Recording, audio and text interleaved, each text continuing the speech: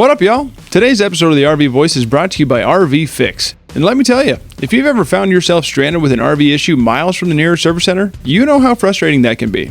Well, that's where RV Fix comes in. Imagine having a master RV tech right in your pocket. Yeah, you heard that right. With RV Fix, all it takes is a quick phone call and boom, you're connected via video call with an expert who can guide you through fixing your issue, saving you both time and money.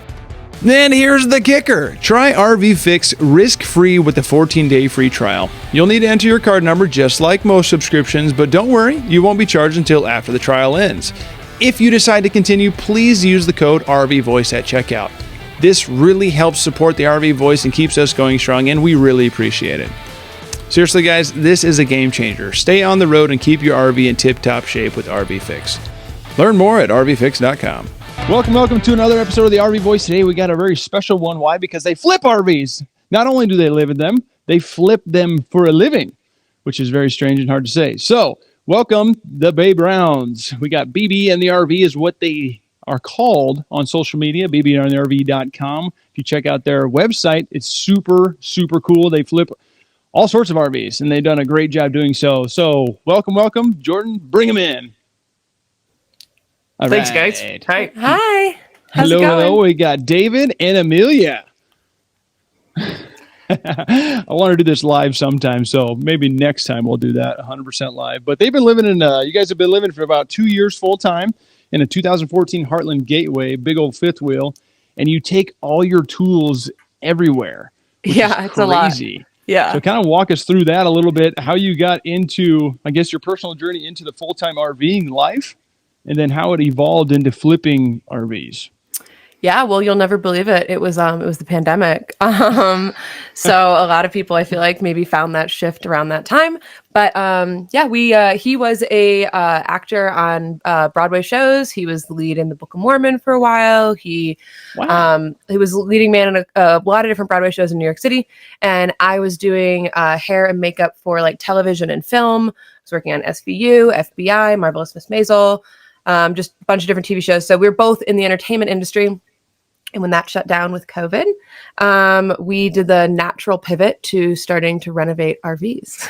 Naturally. I mean, that's what you do, right? Tale as old as time. No, he really likes building and working with his hands. I, at the time, did not know really anything about it. I like designing. We like working together and collaborating. So, we're on 17 now. We're on our 17th renovation, and we typically all but I guess probably about 15 of those have been client renovations, client specific renovations, as opposed to flips. We have flipped a couple, but typically, like, you know, what we love doing is taking a client's specific needs, people who have never even RV'd before, and they go, "Hey, we want to live full time. We've never done this. Help us find a rig. Help us." Choose the one that's going to be sturdy enough, renovate it for us, and then send us on our way. And that's what we've done about 15 times now over the last 4 years. Yeah, so we're actually helping people transition into full-time living, RV living themselves. Most of our clientele, there's a couple that use it for like a weekender, but most of our clientele are moving in full-time. We've had everything from like, a family with 4 kids under 7. Unreal. We got them a massive toy hauler. Got them the biggest one we could find. The biggest one we could find. And we put in a dishwasher. We put in we deep freezer. We opened up a wall and put it under the stairs. I mean, so many like creative problem solving solutions for that one. But that's what we like. I mean, that's really what we love to do is like, we love, we call some of these like some of our divorces, like, oh, that was almost a divorce. Mm-hmm. That was almost a divorce. The Murphy bed was almost a divorce. Yeah. Putting in a custom Murphy bed was almost a divorce. But we love the challenge, and it's just us, and we do all the work ourselves. Well, this is interesting. So you not only like have, I figured kind of people come to you with their trailer already, but it sounds like you help them find the right trailer for them. So you're kind of outfitting them like what we did as a salesman. Like, you're like, hey, this is what your needs are. This is what you're going to need. Yep. Without basically any RV experience before this. Yeah. Correct. Which is, we're really introducing people, like they really just jump both feet in when they Yeah, come work with us. we just do an interview like I'm sure the dealers would do, like, okay, what do you need? Are you big cooks, or what do we want layout wise? Because the bones are going to stay roughly the same. Sometimes, we'll gut out a good amount of it, but usually the kitchen will at least stay mostly intact. We'll redo countertops and cabinet fronts and that kind of thing, but like structurally speaking. And so we want to like make sure that the flow is right for them. Do you spend most of your time at night watching TV, or do you need a TV, or do you want like a big sitting room, and like kind of figuring out, do you want more bedroom space, that kind of thing. But we live in our own why are you pushing me? Our own renovated one, but like we're big cooks, so like our kitchen. It's like, what am I doing wrong? Like we built this like kitchen island to be like exactly how we wanted it to be when we were cooking. Sorry, I just shoved you out of the way. I know, you're just like beat it. Get out of here. We call that shove with love. So yeah, the one we're living in now was our sixth renovation. Yeah. Fifth? Sixth. You're right. It was our sixth renovation. And so like, it's so funny. Like now that we've learned so much, there's things that we're like, we got to redo this now. That we actually know how to do stuff in ours all the time. We're like, let's do real tile instead of peel and stick. Let's do this. Now that we've like, each rig, we learn new skill sets. And then we're like, I want to do that in here. So it's a good thing you bring your tools with you, right? Yeah, exactly. 100%, which is wild, just because like we're always a bit overweight with all of our tools. We're always worried about weight.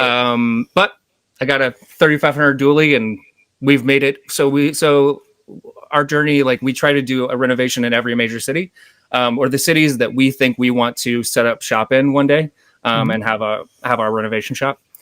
So we've been from North Carolina, Tampa, Cincinnati, Denver, Boise. I don't know how you do this. Southern California, Temecula, California, Phoenix, Albuquerque. We're in Colorado Springs right now, and then we'll be in Austin in a couple weeks. You can come back to Boise. That's where we're at.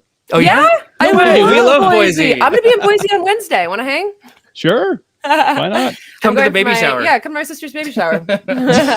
Even better. I'll come crash it. Hey, I'm just kind of new here. Oh my goodness. Well, we very love cool. Boise, man. Boise's a great. It's great. If it wasn't so cold, honestly, we'd move there. Like right now, we're kind of like you said, auditioning cities that we want to like get when we get off the road and get a shop one day. And Boise was, we absolutely love it. It's just too cold for me. I'm a baby about the cold. It does get kind of nasty cold, but it's not as like the Midwest. The Midwest. No. Maybe that's why I hate it so much, right? Because I'm from the Midwest, and I like hated that growing up, like de-icing your cars in the morning, and I never want to have to deal with like snow and ice and all that ever again. Well, it's kind of weird. In the winter here, it really doesn't get that way. It just gets cold, but it's not like it doesn't really ice because there's no humidity. Yeah, true. So like sometimes it'll dump. Like last year, we had like 2 foot of snow, and it was like the biggest snowstorm they've seen in years. Yeah, like from the Midwest, that's pretty normal. Yeah, exactly. I think you've just been scarred. I just hate the cold. That's just plain and simple. I hate the cold. Yeah, the humidity kind of ruins it, especially. It's frigid. It bites through. But okay, well, so you guys have a film background who you're talking about. New York City. You were both kind of on stage. Well, one was on stage. You were makeup and what was it? Hair.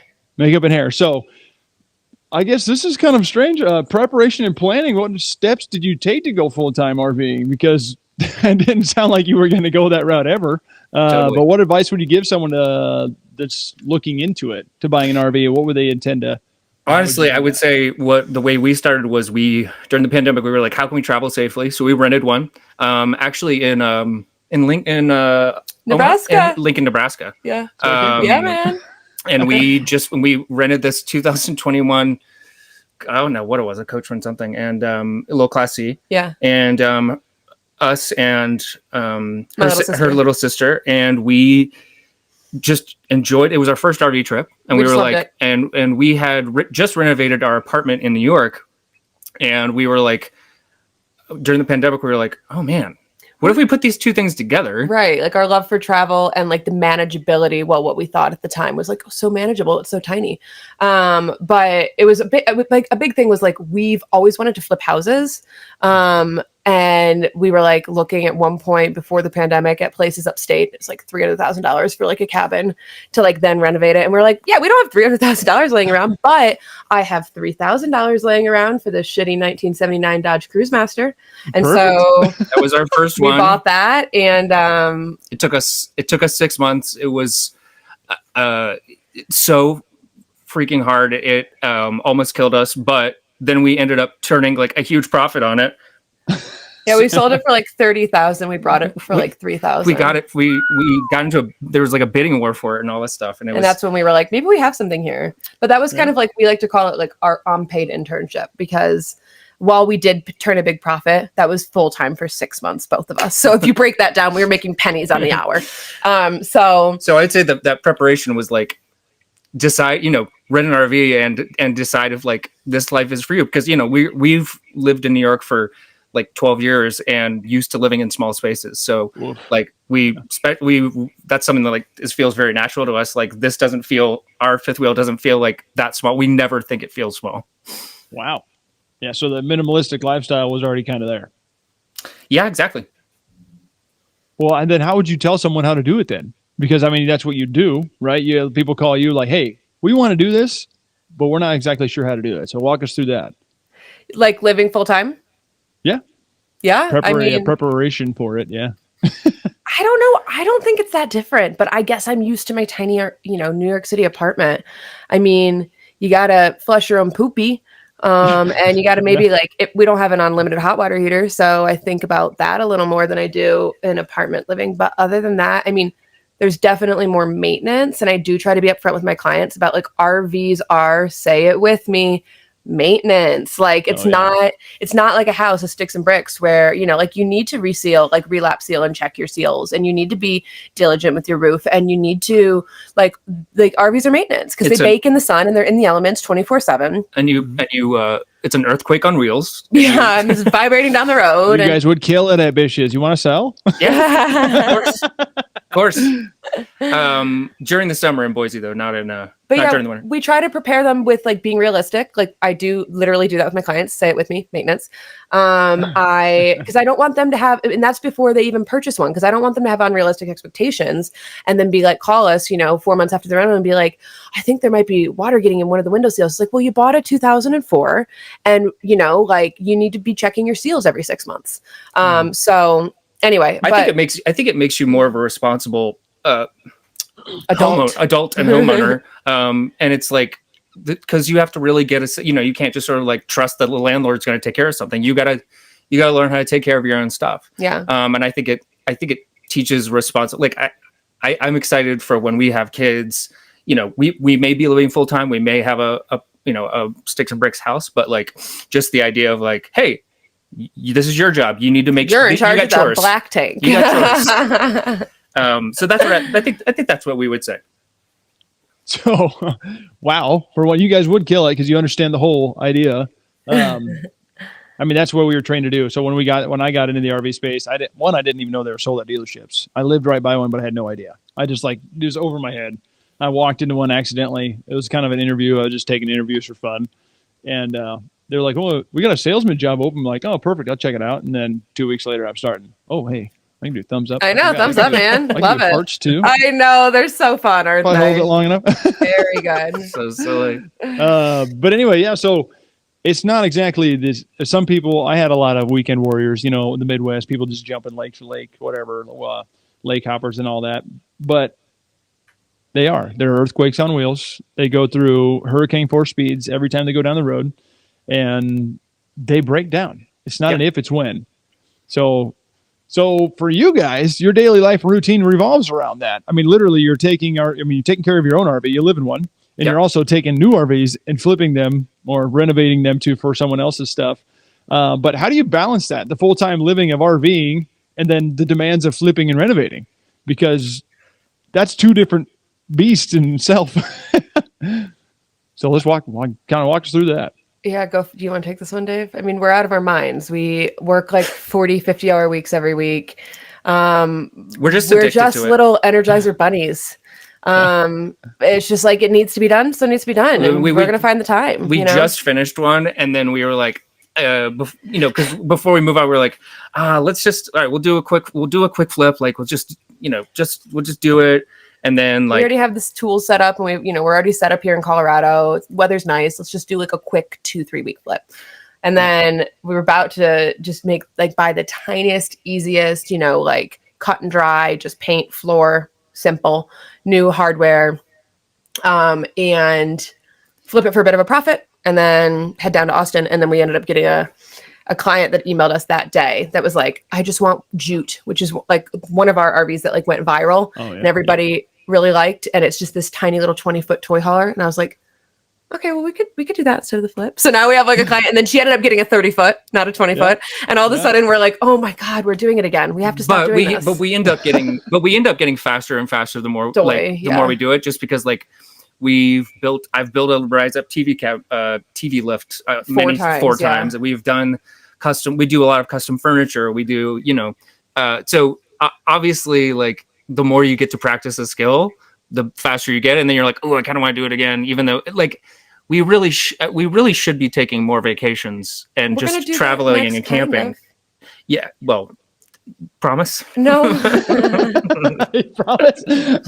We go crazy. We can't sit still. But what, like, for example, like we have stayed, we don't mooch dock because we pay for wherever we stay. But like, for instance, we found that these people were in Colorado Springs. We found them on Airbnb. Found in Colorado. We found them on Airbnb. They had a lot of property, and we were just like, hey, can we pay to, park on your land, and could we renovate an RV here? And so we got lucky. I don't know how you pulled this off, but they happened to have a 50 amp hookup and a septic hookup right here. Wow. And they were like, we can run a hose. And I was like, great. Perfect. So we have both rigs on the property. Our work is 10 steps that way. So we love it when we're parked. Great commute. We love when like literally like our stairs are facing each other, because then we're like in the, we'll like last night, like for example, like it was like she was making something in the crock pot, and then like go and stir it. Then we go outside, make a couple cuts, go back inside, feed the dog, feed the dog, do another paint thing. And so it's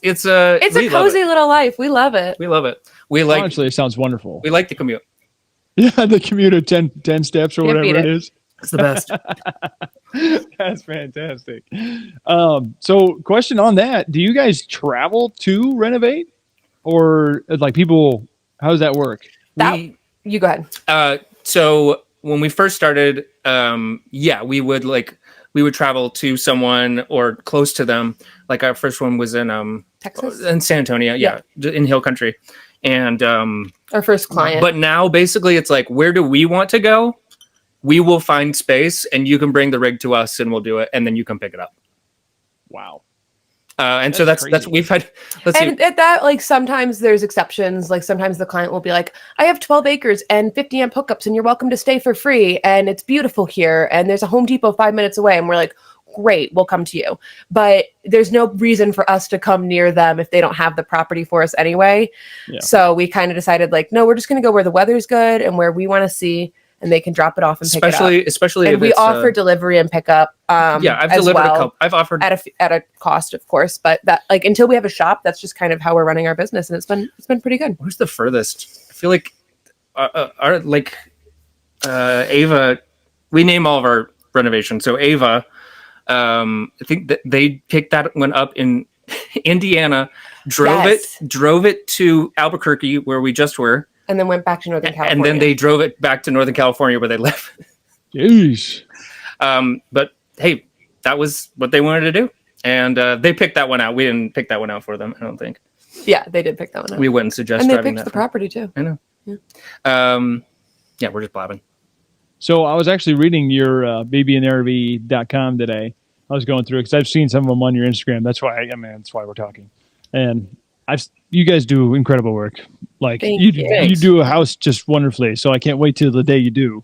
I'd love to see it. That's what I wanted to do. I wanted to flip houses, but I was actually in that space. And then like, you can't really keep people happy. I was in the contracting world. It was brutal. But I was going to ask a question about gosh darn it. You guys move. You guys don't travel. Oh, that's right. I was reading the BBRV this morning, and it says we'll deliver to any address in the U.S. We How did do you well. deliver to Hawaii? The one that's up there that was for sale. We really need to do a lot of work on our website. Yeah, but, we have not updated that. Which one was that? Go to our Instagram. You'll be it's way more up to date. we run the entire business, so that's the one thing that's like falling off the tracks. Yeah, we're like, let's do more flooring instead of doing all the like housekeeping of like editing our website. But yeah, I think I drove George, which was our first Class A, and our second RV, which was a 2001 Georgia Boy Cruise Master named Boy George. Yeah. We drove it from. We took it up to Maine a lot from New York. We parked it in New York, and then the people that bought it from us, I drove it down to Florida, Daytona, and so yes, anywhere in the U.S. Not now, maybe not now though. We used to. we used to travel anywhere in the U.S. Really calling us out for the lower 48, huh? Lower 48. Lower 48. No Hawaii. Although maybe we should do a Hawaiian renovation. How fun would that be? Maybe you should just travel to Hawaii, get the space, flip one there, rent all the tools. I also think we want to do a houseboat. I want to do a houseboat. I know he's been talking about that a while. We've gotten inquiries, but I'm like, yeah, it just hasn't worked out yet. I think you'll get there. I have a feeling. You guys are going to kill it. All right. So with all that, I mean, this is a challenging job. It's a unique thing because you're traveling and flipping and renovating all the time. So what are some of those unique challenges that you face and how do you overcome them? And then how do you source materials, manage logistics in RV and renovations while you're on the road? This is a lot. Basically, we could not do this without Amazon for a lot of things. Just because like we can have our stuff shipped next day to any address it's for, obviously there's drawbacks of sort of the big corporation of Amazon, but it really helps us out. And allows us to do, I don't think we could have done this 10 years ago, like in the same way that we're doing it as in all the different places that we're doing it. I think one of the biggest things that we run into, and you'd probably run into this a lot in older homes, like sticks and bricks, and maybe even new construction, but nothing's ever square. Nothing's ever square. Oh, yeah. So that can be really, really frustrating when you're trying to like cut a wall panel and everything is a slope cut. Everything is some sort of slope cut at an eighth of an inch degree from this. And it's blah, blah. And nothing's ever the same. Like the way that they're built, every single brand builds them differently. So whatever studs are behind the walls, some people are using 1x3s, some people are using, it's just, and then the staples that like to shake out of the panels, because like we talked about, right? And you don't see that when the RV manufacturer is smart to do wallboard that's kind of like this, color that hides staple holes, and they can kind of use a wood filler that's like a similar color and call it a ding dong day. But then when we go to prep everything, all of that just shows up like stars in the sky, and you're like, oh my God, why did we need to use this many staples? Yeah. So it's stuff like that where you're trying to get 18th or 16th of an inch luan to stick to these studs and stay stuck to those studs. We actually did a tour. We went to Elkhart and did a tour. We met with the guys at Columbus, and who are really great. They're a Forest River brand, and they've actually got highest RV ceilings patented. We actually highly recommend you look them up because they have two brands, the River Ranch and the Columbus, and the River Ranches are no joke. They're pretty cool. and they're huge, and like they've got so much storage. Like we really want one. It's like Class A storage with travel trailer layout. Yeah. No, travel trailer. That's one level. But anyway, we got to like walk the manufacturing plant and watch it in each stage. We had such it was so cool to watch that, and just to be like, we're always in the elements. Like eventually we'll have a shop with a roof, but it was just like, oh, how nice would it be to just like work on an RV inside? Just roll it on over to the next station. But it is, put it on wheels and just. I know it is incredibly informative though to have gone there and seen that. But maybe we should have done that earlier on. We'd probably done a lot less trial and error. But after 17 renovations, like we've really like come up with tons of little tricks, good systems, great, best practices, good materials, and then just making sure that we're like at the end of the renovation, we're like, this is your renovation, you have to take care of it, and here's how. Just because it's like, again, hurricane on wheels. Yeah. So you got to walk. You got to walk each and every one of these persons through this too, because they probably never even used an RV. Right. Oh my goodness. Let alone a renovated RV, which is a little bit different, right? Like we have tricks to keep the flooring from getting scratched when you bring in the slides because it's not carpet like it usually is, where you don't have to worry about that. So there's like little battening up things that we'll teach them, and we'll kind of do a walkthrough. We'll sometimes even do a drive-through if they need that. Like our next client's a little nervous. It's her first time pulling. So we're like, we'll give you driving lessons. Like we are a one-stop shop. We are a one-stop shop. Wow. Jeez and Pete's. Totally different idea. Yeah. Yeah. I mean, is there anybody else that does this? Yeah, there are. There's probably about maybe like 15. I was going to say 15. That's a good guess. Probably about 15. Doing it at this level. Some people do it, full time. Some people do it like they renovated their own and then maybe do a couple. But there are a couple that, we're all a big community. So we're all friends with everybody in the community, but there are a couple people that are doing it full time, like RV after RV after RV, whether it be flips or clients or a combo or whatever.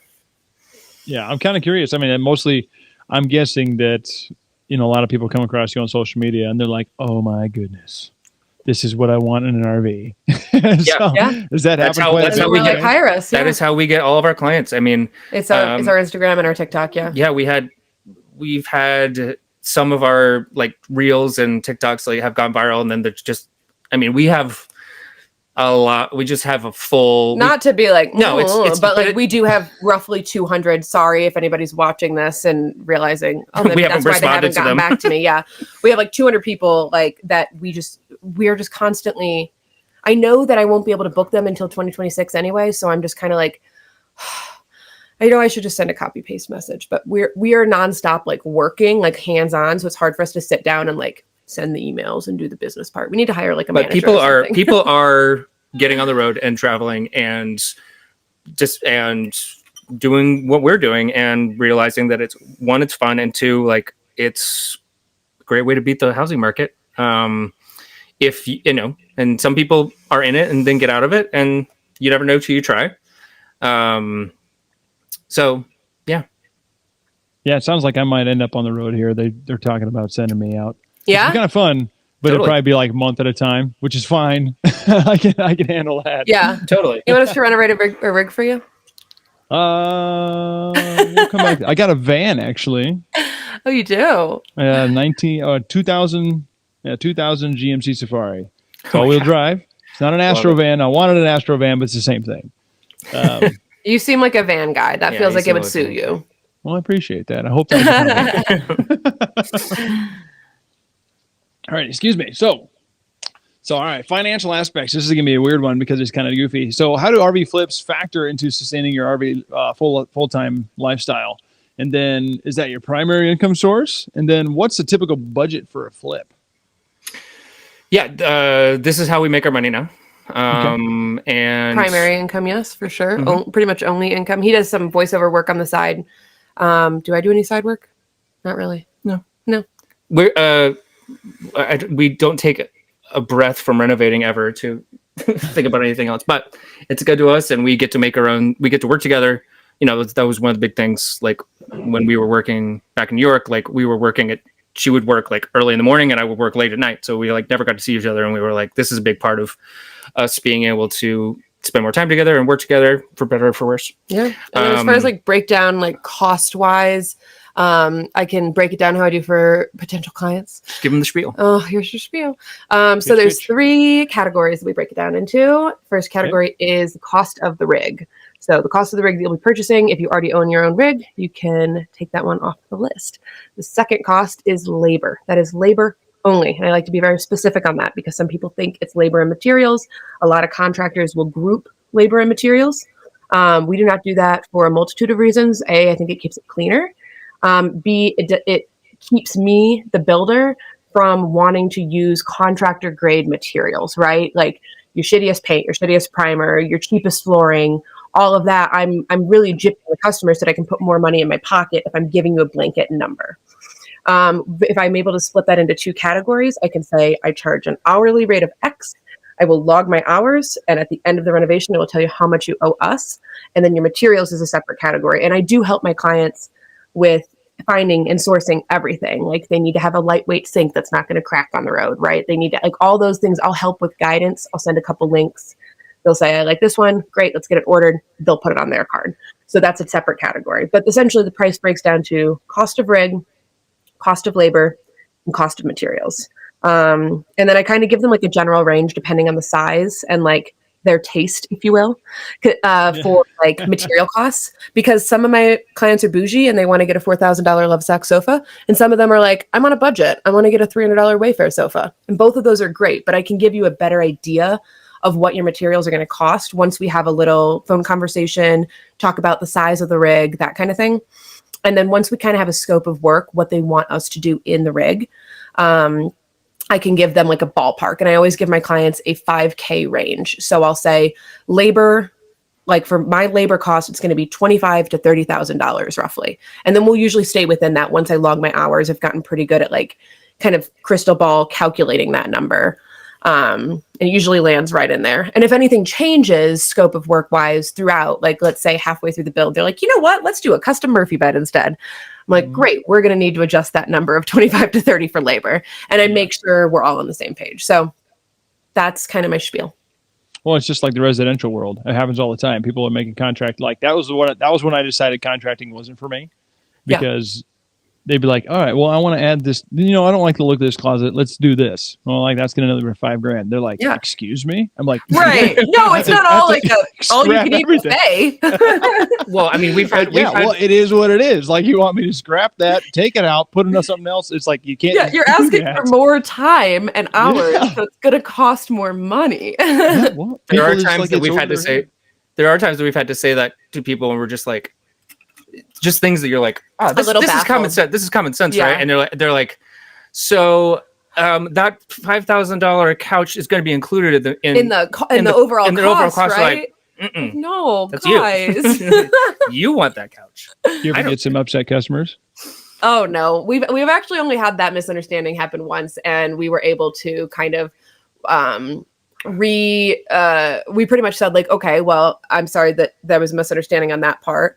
It was a simpler renovation. We had a paper trail that we'd had explained. We had spelled it out, yeah. But we still want to work with them, right? We care about our clients. And I was like, hey guys, I did spell it out. That being said, people misunderstand stuff all the time. Let's see how we can cut the labor costs a little bit. Maybe we cut a specific build here. Maybe we pull some things off of the kind of want list of what we're going to do, and we can get that number whittled down a little bit. So we will work with our clients, but we've only really had that happen once. Oh, interesting. So you do a lot of like you said, Amazon is a lifesaver, but you say like customers order a lot of their parts and stuff. Yeah, I mean, we do like we're actually partners with eTrailer, and eTrailer ends up hooking us up with a lot of stuff, and they're a great company. They're just great customer service, family company, and so a lot of our RV specific stuff we'll get from eTrailer. A lot of Amazon. A lot of, it really... Wayfair. Sometimes we'll be able to get stuff locally, whether we're near a good lumber store. I mean, definitely a lot of Home Depot and Lowe's. Yeah, a lot of Home Depot and Lowe's. I would love to have a Menards, but we don't have one. You're telling me I miss the crap out of it. I miss it every day. Right. Every day. Menards, baby. Folks, if you've never been to a Menards, like it's like being in an abusive relationship your entire life with Lowe's and Home Depot, and then you walk into a Menards and you're like, this is how I should be treated. This is how a woman should be treated. At all times, I miss it so much. Oh, it's just like aisles and aisles of moldings and organized kinds of. The people are nice. Yeah, we miss Menards, but it is mostly Home Depot and Lowe's because that's kind of what's all over the country. Yeah, well, the Midwest is the Menard, like the upper Midwest is the Menards area. You save big money when you go to Menards. You sure do. You sure do. And big headache. You save big headache. Big headache. Question on your RV part. So you say you work with eTrailer a little bit, but like, do you get residential in there too? Because I mean, you've done a lot of flips and renovations. So do you use residential materials and aspects? Yeah, of course. Yeah. I mean, for example, like any E26 base residential light, they make 12 volt Do you want to break that down a little bit? Yeah, so I will. So your house is going to run on 120 volts. Your RV will as well, but the ceiling lights and most of all the lighting is going to be on 12 volt. And then, so you can switch out your bulb. You switch out your E26 bulb, which is basically like, if you think of a light bulb, that's the one. Your standard that's the one you bulb, have. Yeah. And so you switch it out for a 12 volt instead of a 120. Correct. 110. Why are they interchangeable? I don't know. Yeah. I used to be an actor. I don't know. But this is my background. But yes, and we use we do a lot of like faucets. We can adapt. We can adapt residential faucets. There's not really anything that we can't do. It basically everything just comes. is residential. You're not letting me finish this sentence. I'm sorry. I've tried to finish one sentence. It does let me. Sorry. Go ahead, baby. Mostly the residential thing that sort of comes into play is the weight of whatever the residential thing is, because you're not thinking about, how heavy is this sink? It's like, I don't know, it's just going to a house. But in ours, like, we'll be like, hey, we think we're going to be a little bit heavy on this side of the camper. Why don't we try to get a lightweight this? Or we think we're, so it really just depends on, like, we want to be able to rebalance the RV in a way that feels like the way that it was originally set up. Or countertops. Countertops especially. But yeah, like, there are great IKEA countertops that are lightweight that we use. And one we're doing right now has a really realistic marble effect. I mean, it literally, until you touch it, you think it's marble. And it's, a 16th of the weight. 16th of the weight. So really, what is it then? It's IKEA. It's their laminate. It's particle board. It's a compressed particle board, basically, just wrapped in a laminate. Oh wow! So yeah. So the church I grew up in back home, we recently redid it. I don't know, 5-10 years ago maybe. But anyway, the artist that was doing like the pillars, they did PVC and made it look like marble. That's awesome. Incredible. Because she put the gold fleck, and then she'd do the graphite. I guess graphite look. I don't even know. Yeah, right. But it was like the grays and the golds and the yellow, whatever. And she made it look. And then they basically clear coated it, and it was like spick and span. You could not tell. That's awesome. Yeah, we love little tricks like that. Just like ways to. Like, they have those kits, right? Like where you can paint your own faux marble thing. But when we're looking at our hourly rate and we're looking at like it just makes more sense to just get the client like. IKEA did it for me. All I have to do is do the edge banding. Yeah, it makes it a lot easier for you, I'm sure. Yeah. Sorry. You mentioned you guys have like there's about a community of about 15-ish of you that do this. I would say. But how's the RV flipping community impacted your experience? I mean, because you started off with no experience, right? And then have you connected with others who also do renovating? Yes, you have. So I'm going to skip that one. So we have the social media play with you guys or play into this and your online presence promoting your RV flips, because that's how I found you. Yeah, I mean, an incredible. The first one I was like, oh my god, this little toy hauler. I think it was the Jute or whatever. Yeah, the one that's like a little bed in the back, the Happy Jack, and they had like it looked like teak wood, and you open the door in the midst of it or something like that. That was incredible. I was like, this is a house. Yeah, I mean, that's the thing that we love to hear the most is when someone goes like, I cannot believe I'm looking at an RV, or I can't believe I'm inside of an RV right now, because that's what we want. We want to feel like home. We want it to feel like. You think you know what it's going to look like by looking on the outside. We always call them dirty old man, brown man caves, because a lot of the it's an old boys club there in Elkhart, Indiana, and we think that there's something to be desired in the design aspect, maybe a woman's touch. But yeah, I think one of the first people we reached out to was our friend Rachel Oldenburger, who is RV Family Reno on Instagram. But I think now she's changed it to RV Reno. Okay, it's back. RV Family Reno, and she was just like our fairy godmother. Like, she was. We were not the first ones doing this by any means, and definitely like people have been renovating their RVs, but there just hasn't been like a business of people doing multiple ones. And she like just helped us answer a lot of our first questions and held our hand through a couple things. And we'd never met her, but we just reached out on Instagram, and she was just, people who have just been kind to us. And we're still friends with her. And, we all comment on each other. We all comment on each other's renos and are all like supportive. And it's really cool. Yeah, so I was just kind of curious about that because I mean it's a small community that does this. I mean, there's obviously everybody and their dog has flipped a house at one point in time, right? Yeah. And well, it's not. It's the competition's a little higher. I want to get into that, but this way, I mean, it sounds like you guys are doing quite all right doing so. Yeah, there's a good amount of demand, and there's, like you said, there's less of us doing it in the RV community, and it is much. Like, I think when we got into it, we're like, it's the same thing. It's just on wheels. And it's so different. It's so different. Everything you use, like, I don't do just wood filler ever. I always mix it with a little bit of a flexible caulk and to make like a custom compound so that it has the flexibility, but it doesn't shrink too much with the elements. Like, there's so many things that like you learn when you do renos over and over and over again. You get better every time. You learn more tricks. But yeah, it's a specific market. And it's a specific, community that's doing it. So we're not really strapped for work because there's not that many of us doing it at a professional level. Yeah, and it sounds like earlier you said you could go out to 2026 with work already. So yeah, you guys are good. Your hands are full. So vacation sometime. Get out of there. Yeah, we were just like, right now we're prepping for some paint, and this one we're currently doing. We were just like, okay, we gotta go. We gotta get in this podcast right now. We gotta go get dressed and all this stuff. So we're always just running around. We looked. Like chickens with their head cut off. You looked so bad, like about 10 minutes ago. So ugly. Yeah, you looked so ugly. 10 minutes ago. I threw on a quick face though. Here we are. And he means that with all his best. No, I know. Yeah, thank you, honey. I appreciate that. Oh goodness. Well, yeah, this was like what third reschedule or something like that. I was like, man, I may never get these guys on. I know. I'm sorry. You gotta call us out like that, huh? You got No, it's okay. I'm happy. I had nothing going on. A couple of days, I was like, thank God. I'm so tired. Right, totally. Everybody loves a canceled plan. Am I right? Oh, but there's nothing better than canceled plans. Well, sometimes, I mean, believe it or not, so I'm sitting in a room and I got two of these. I'm complaining here for a second. I got super bright lights in front of me, so like it doesn't seem like that. But if I turn these off, let me I'll tell you. And they're very, very warm. I can't even touch these bulbs, but look at that. So they're very hot. Yeah, so I'm sweating. So I'm like, sometimes I don't want to be here anyway. But we're sweating too. We're sweating too. We can't turn on our AC because it'll be too loud. You won't be able to hear us. Oh, you got a straight direct dump then?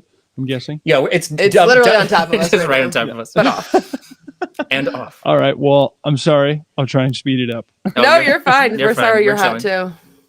All righty. So, favorite experiences. I mean, I'm guessing you came across a couple flips that were like, this is one of my favorites. But also along the way, learning things had to be some good experiences, some bad, because that one was, you said that a couple of them might have been divorces or whatever. But what are some of your favorite experiences in full timing and flipping? I think that like some of the best moments are just like our sunsets. Like, just like right now, all over the country, like right through that window you can't see, but like Pikes Peak is like right there.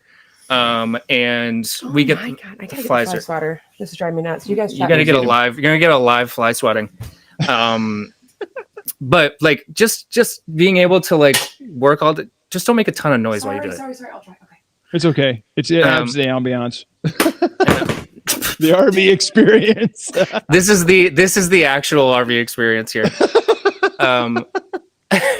Oh, you're not getting a single got one. Stop! Don't call me out like that. They don't know. But anyway, we really. I'm gonna get these two and then I'm done. I promise. I'm not cutting this out, just so you know. Okay. We're leaving. Hear those shocked sizzles? The end of life for two flies. Sorry about that. Welcome back. We'll have to put a parental advisory on this one. Two flies died during this episode.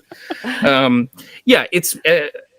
I think our favorite times are those like evening times where we're like we've had a really great long work day. We have a glass and we of just wine. Have a glass of wine and a beer. Sunset. So I think that those are like the most common great moments. Also, all of our national parks that we get to visit. Yeah, we've got like a national parks scratch off thing that we like. You know, we do try to intentionally collect them all like Pokemon. Intentionally try to hit national parks on our way to different renovations.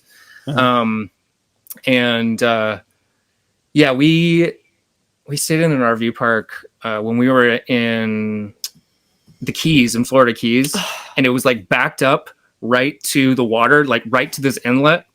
And it's actually, I think we filmed a couple like videos. A tour of our home. I have a couple videos on our Instagram of like that location, but we there were like manatees just swimming like right like if right outside this window that we're looking out of. And that was just, it was just so cool. I mean, we've literally lived in, I mean, I don't even know how many states we've lived in. But we, maybe it's just because we can't sit still, but we do love just to, like, basically Amelia is scared of the cold. So we just travel to wherever it's not cold. Yeah. It's she getting too grew up cold in it. here. She'd be fine. I know, that's why we're going to Austin next. But we've had I think some of our favorite times, like with our RVs, like what's our favorite, I don't know, renovation, or what is your favorite renovation? I feel like we've done this before, and I feel like my answer is always jute. Like, just because jute was so quick and easy, and I got to design the whole thing. There was no, like, I love working with my clients, don't get me wrong. And sometimes it's nice to just be like, well, you make the decision, here's 3 beautiful blues, you pick, but I got to pick everything. It was just me. And it just turned out like that was the goal in making jute, was obviously to make some money, but also to like make it our showpiece and go viral. And it worked. And then we got a bunch of clients from that. But that was just so cut and dry because we knew exactly what we were doing. We were using all of our own tricks, like all of our favorite tricks from all of our different RVs that we had done, and putting them into one. I mean, Amelia's really good at designing with texture and painting with texture, and not just color. So we like to, like, for example, like you can sort of see, but like here on our slide trim, like she wrapped the slide trim in cork fabric. So it's all cork. Wow. And then this countertop here, like the rattan inserts here. And this is like a concrete. It's like a micro concrete, that's flexible. That's got a little bit of flex in it. So it's never like cracked on the road or anything. I just like putting little textures, lime wash and plaster. So I think we're always happy we're always the happiest when we surprise ourselves with a good idea. And it's often her surprising me with like, I'm like, that's so brilliant. How's no one ever You've had a thought of couple, like the lights in the Class A. Yeah. The beam, ceiling beam. Those She's are cool. throwing me a bone. There you go. I'll take it. Anyway, our answers are so all over the place. I'm sorry, but I think we answered your question. There's a couple favorite experiences and favorite flips in there, and favorite designs and features. I really like that. Actually, let's ask that. What are some of the best features that you've done then? Because you talked about lights and you talked about your cork wrapping. That's pretty cool. I never even seen that. That's probably one of my favorite features that I've done. You can see it actually on these two right here. We've got an Instagram reel that just sort of showcases like some of our custom builds that were like completely just specific to that client and that RV. But like, I would say like overall, like some of the like methods that we've created from scratch, like there's obviously everybody's inspired by Pinterest, right? Everybody's inspired by each other, by other renovations, and you pull inspiration from those. Like, I'm not saying like we invent everything we do, but I might see something and out of a completely different context and be like, I love that idea. What if I put it on the ceiling? And then like something I've never, ever seen. And then I'll try to like reverse engineer it and Pinterest like fabric on slide trim in RV, and it doesn't exist. If it doesn't come up, then oh my God, I invented it. So like that's like one of the things I've never seen anybody do. And I've done like vinyl, like a lot of like I've done like in the last one we did like a camel colored like leather look on the slide trim. Did like some little rounded corners, and I did some screw caps that had like this gold, like brushed gold accent to have little buttons on there. And it just looked like really cool. Almost like he was saying, almost like an old school train or something. Right. But that's like those are like kind of my favorite features, are like just creating unique solutions that save on weight. Right. I'm not putting up heavy slide trim wood. I'm just wrapping the ply that was there with fabric, which weighs nothing. Another one is my wallpaper trick, which people are still continuing to beg me to say on Instagram, which I should. I need to wallpaper in our shower. I've done wallpaper as like backsplashes for a kitchen or in a shower, and I found a way to waterproof it, and that doesn't melt it. Yeah, that doesn't melt the plastic. Because sometimes you'll get something, the chemicals that are strong enough to waterproof it. So anyway, it was a lot of trial and error, but I have it in our shower, and we've had it for 2 years now, and it's held up perfect. No bubbling, no peeling. It's actually pretty amazing. So that's kind of fun. I can't. You'll have to send us. I think we've said it on a podcast. It's muscle bound with seam tape as the base, and then wallpaper, and then I do a marine boat varnish on top of that. I do like 6 coats of that.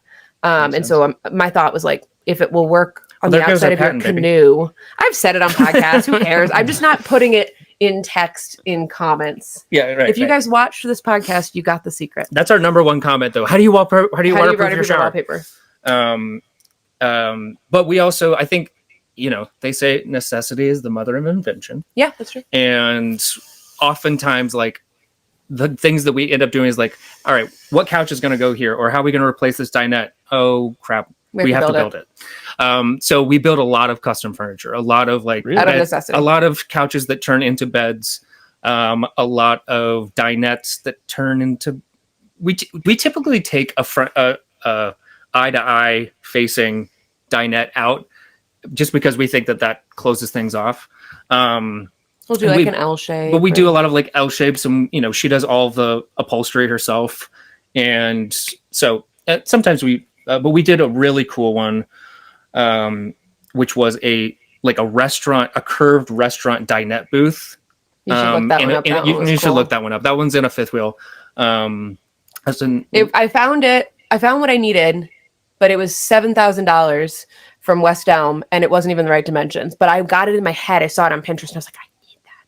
So we built it from scratch, and I upholstered it from scratch, and it looks sick. That's like my proudest thing I've ever built. Yeah. Very nice. Yeah. I'm gonna go look at how far back will I have to look for. That was for L. So that was the one with like the black plaster walls and like the wood slatted kitchen with the butcher block. When you see it, when you find it, you'll see it. You'll leather know. U-shaped dinette. You'll see it. The one I saw recently was you brought that other couple on the backsplash in the bathroom and the lighting and all that. Oh yeah, that was mint. Everyone, I was showing people like, you guys need to see this, and I show them, and they're like, I'm like, wait till they get to the bathroom. They go to the bathroom, like, oh my goodness, it's awesome. That was his idea to do the LEDs. We've got one behind the mirror. We've got one that's it was called Ron Burgundy, and it was a 1984 Ford Travel, like a really cool old Class A, and we did like a full copper sheeting shower surround. It like patinaed. It patinaed, so it turned green in certain places. It's really pretty. Yeah, highly recommend you check out our Instagram because it is fun stuff to look at. I'm not going to show that here. Anyway, we're blahing again. Blah blah blah RV. No. That's what we call it. That's what we call it. That's what we say. With our poor friends and family. We'll like catch ourselves and be like, blah blah blah RV. Anyway, let's stop talking about RVs. Yeah, it happens all the time. We used to play cards and the same thing. Like we talked about work. I worked with several people from the same job. And like if we play cards, we start talking about work, and I hate doing that to friends around because they don't work there. Yeah, it drives me nuts. But we're at work. Well, I'm at work, and you guys are 10 feet from it. So, well, if you ever need to change your RV podcast name, you could call it blah blah blah RV. Blah blah blah RV podcast. RV blah blah blah. All right. Well, this is gonna be a goofy one, and I don't really know how to ask this one. So, what advice for beginners would you give someone interested in flipping RVs? Are there any specific pitfalls to avoid? And how can someone decide if any RV or if an RV is worth flipping and if it's better suited for full-time living versus like a new one? Totally.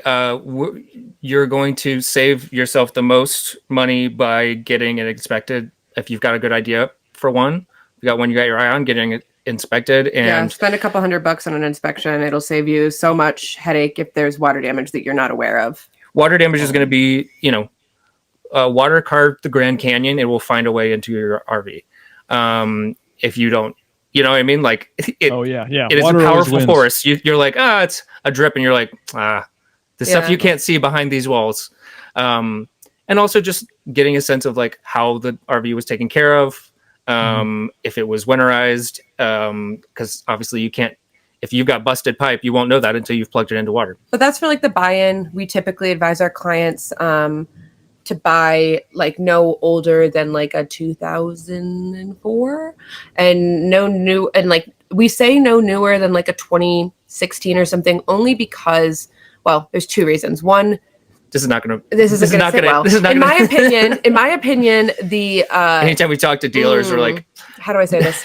I think that the quality has gone down slightly since 2008. Yeah, since around 2008, since the recession, because everybody is starting to cut quality and everybody is trying, like, and so it's just kind of what happens, right? Like you're trying to make more money for the same thing. So they start doing, like, we've noticed that when we take things apart, that they're built a little bit more solid around like that 2008, 2010 mark or before. But the second reason, the main reason, is you're going to be paying extra for like a 2024 for this beautiful countertop that they want to take out anyway. So what's the point? You're paying for all these extra bells and whistles that we're going to gut out anyway. So get something with good bones, a good layout that you want, that feels livable. We just renovated the garage of a 2024 Brinkley that came straight from Brinkley to us. Still smelled like a new car. The clients didn't even hadn't taken a step in it because they wanted us to totally gut the toilet. You should see what we did with it. It is sickening. It's the one that has the guitars. It has 3 guitars and like the arched bookcase. So, and because she wanted us to put her Stairmaster back there and be able to hide it. So we did like a fake wall that went all the way across, and it has like, you push on it and the door like opens into like the bathroom or like the rest of the RV, and it's pretty cool. So they got some money. Yes. I bought a Brinkley and I want to flip it. Exactly. It's pretty cool the way it is. But you should see the before and after. They were not wrong. It was kind of a flex. It was fun though. It went from like a garage to a cozy second living area. So because there are people that I think a lot of the things that we're finding are people are using toy haulers' garages as additional living spaces where, you know, they're really not bringing their Harleys in. If there are people that are bringing their Harleys, they're getting something else, you know, but for the most part, people are like, ooh, that's a huge space that we could reclaim that doesn't need to house my dirt bike. Yeah. You guys need to do like a Pit My Ride version and like do like a van, like an old Volkswagen, like Westphalia, you know what I mean? Yeah. Yeah. That'd be sweet. Sounds like a lot of work. Sounds like a lot of work. Well, you do a sounds whole like a fifth divorce. wheel. this would be fun. It sounds like a divorce to me. Yeah, I think it'd be sweet. I mean, that's what I'm trying to do with my van. I just want like a mobile ski shack, really. That's why I got it. It's all-wheel drive. I can just go up there, stay the night, ski, stay one more night, ski, and drive home. That's the plan. Yeah. But, you know, things cost money and it takes time. So there you go. A lot of time, for a van. Yeah. So anyway, what are the future plans? Do you have any plans? Obviously, it sounds like you're going to continue flipping RVs till 2026 at least. And then what are some exciting projects or goals you have coming up? You know, this whole journey has been like us auditioning different cities that we like. And our just final audition of just the like year. actually going to that city and living in it and shopping there and going to the local bars and finding our favorite restaurants and stuff. And like, we've got plenty of places that we love across the nation, but he's repping his New Mexico. I know, where my New Mexico, because we were in Albuquerque. We really loved Albuquerque. The weather is too volatile, though. Is that the right word? Volatile? Yeah, it is. I'm so sorry. But we always have felt like Austin, Texas. How so? He said it's just super windy, crazy, flooding. Just get these crazy windstorms and floods. But oh, really? It is because you're like right at the anywhere there's mountains. Anywhere there's mountains, you get weird weather. Because you never know where it was wild. Yeah. But we have our eye on Austin, Texas. We think that's a place that we might want to like have kids. And get a shop. Like, I mean, our goal is to hire some people, have a shop, maybe a barn dominium where because we love being close to where we work. Yeah, I think we want like a house and a shop on the same property. I want like a little tunnel that connects them. Boop, boop, boop. Yeah. And then have some employees and have like a home base. And I'd love to be somewhere that gets way too hot in the summer so that we can get our kids in the RV and go elsewhere for the summer. And then that way I'm not freezing in the winter. But, you know, I think that Austin feels like a good option. We basically want to have a fleet of ones that we rent as well. And then basically just like we'll probably still travel a ton. We may not be full timing, but I think that we will full time in the summers. Yeah, we'll full time during the summers and stuff like that. But like, you know, in order for us we love being able to travel and have, you know, bring our tools and all that. But like, that is a whole different aspect of it, is like when you know, some people bring their work, which is just their laptop, but we have to bring all of our saws and all of our drills. And it will be nice to have a home where each drill bit goes and that we know where stuff is. A roof for our tools. So we don't have to like, oh my God. I mean, like we were in Albuquerque and this monsoon came through and it was like a foot of water and like all of our tools were out there. And we were just like, I think we need a shop eventually. Yeah. But that's like, if we could have it have our cake and eat it too. But also, like, every place that we've stayed, we can go and do. We could come back here in 10 years and do a renovation here, or the last place we were. So like, we've made good relationships with everyone. We try to leave leave good relationships so that we can come back and have a free or discounted place to stay. That's not. I mean, we love RV parks, but like being able to like park on someone's land. They're never going to let you work in an RV park and make all that noise. So we end up having to do Airbnbs, hip camps, that kind of a thing. Hip camp's a great resource. If you guys have not used Hip Camp for finding RV spots, highly recommend. We found a lot of the places that we've lived through Hip Camp. Have you used Harvest House?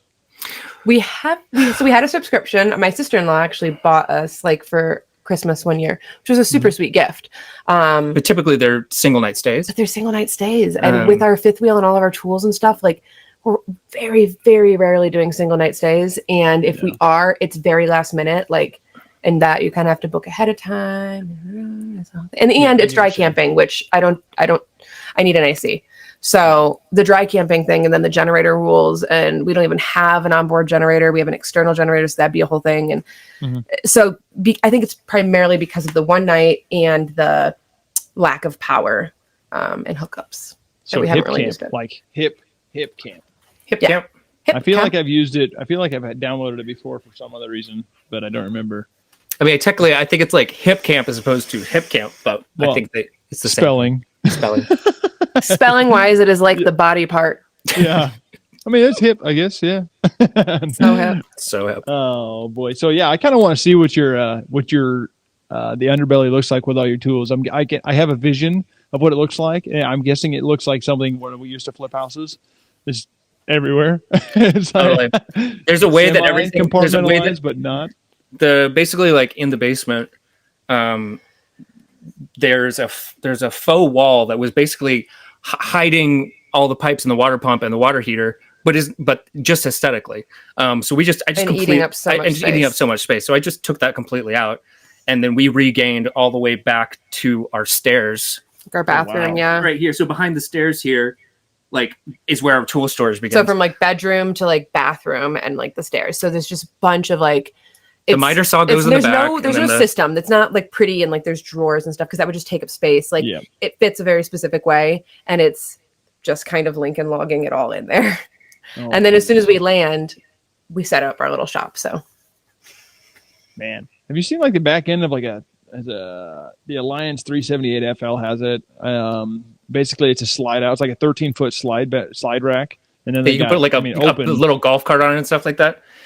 Well, yeah, the river ranch that we saw when we were in, they had one of those, and we were like, oh my god, this would be amazing to have. Yeah, they had like the slide out thing, like you're talking about. Just right out the back end. That would be amazing to have, and if we had time to, if we had that rig, obviously. Yeah. But when we got this rig, we knew we would be bringing our tools, but just sort of happened that we are able to pack everything in here.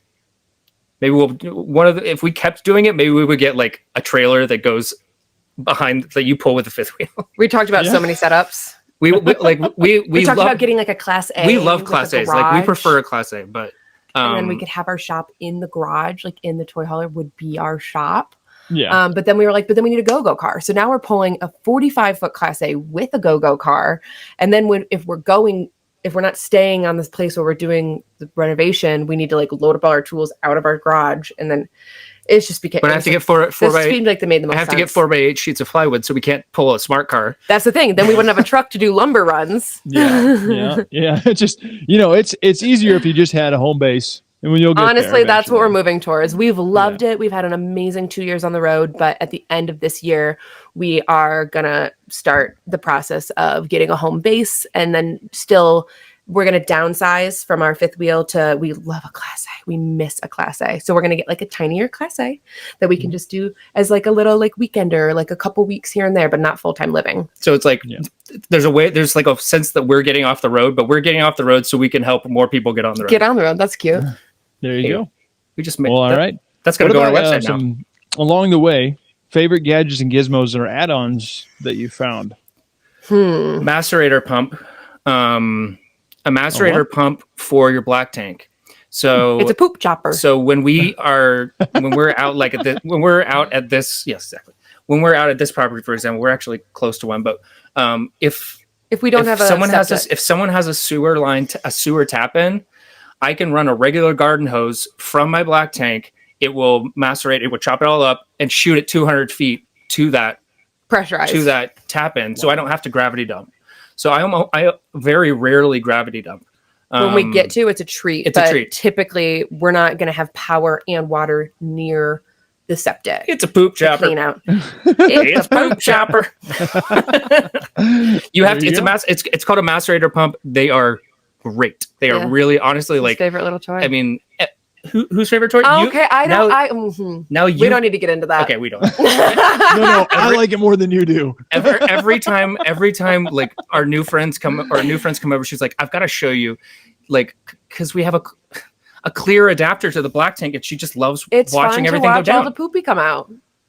Sorry, it feels good to be like, that's coming out of my house. My house is going to smell so fresh, and I can spray. I can switch it where I can plug a hose into the.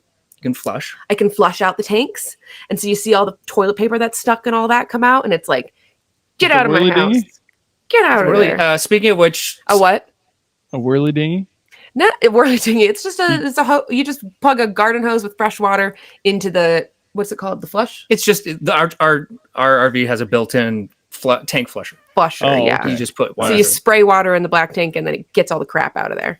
But also, and it's fun to watch it go from poopy to clear, and then I'm like, "Yay!" All right, enough about that. Oh, well, you started it's the Midwesterner. It's okay, I get it. Gizmos, I would say definitely Scott toilet paper or Angel Soft.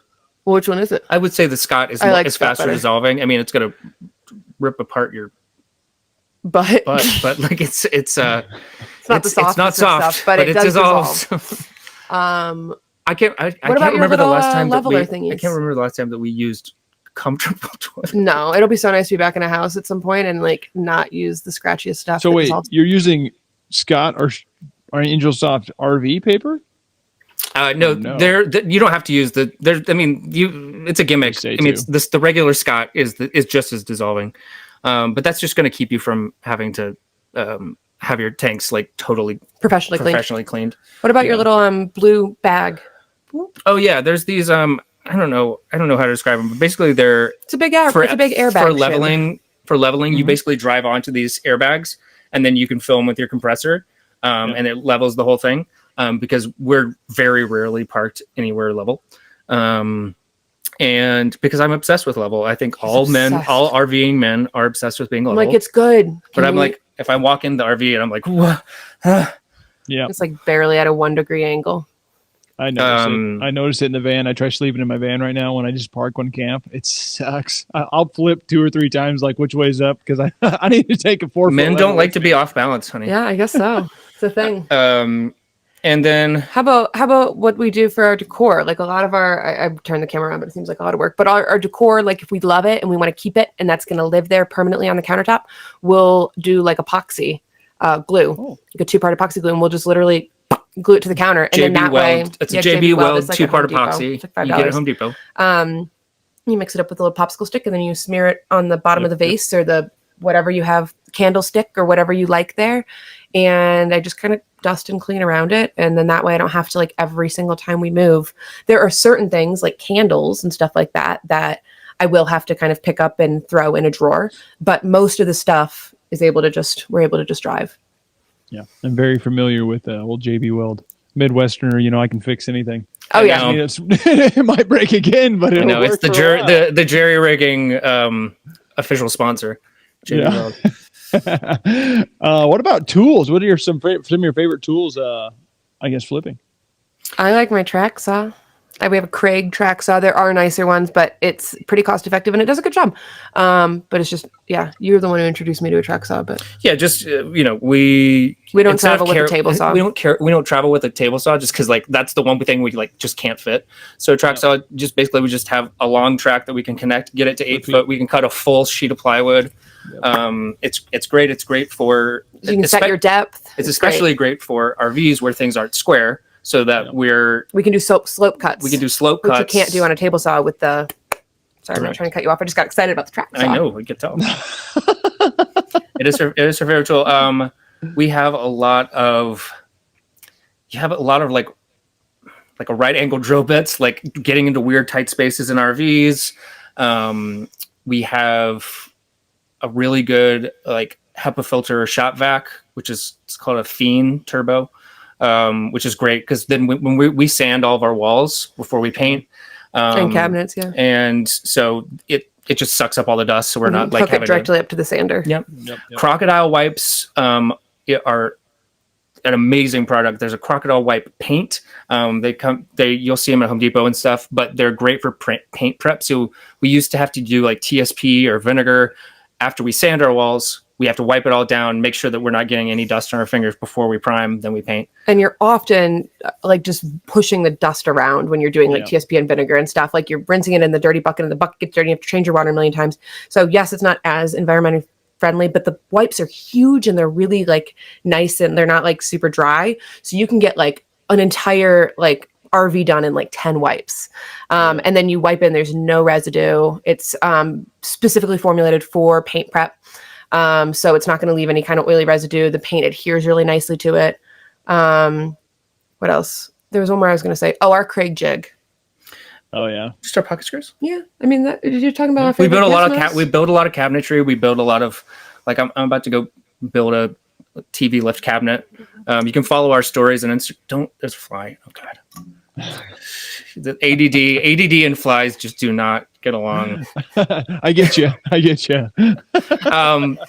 But yeah, we really don't gatekeep. Like if people ask us, except for our shower thing, we do gatekeep that a little bit. But pretty much like every time someone wants to, if someone's got a question for us, like we'll answer it. Wow. Well, this has been informative and fun talking to you guys so far. You too, man. We could talk about RVs and blah blah all day, but I think we've taken up quite a bit of your time.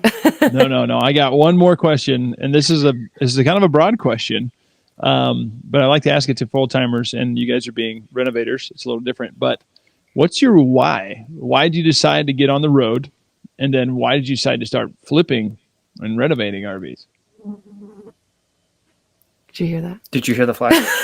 I did not. I might You'll hear it on the mic. You'll hear it just went like. I heard that one. Literally, that's what it sounded like in my ears. Okay. Anyway, what's our why, babe?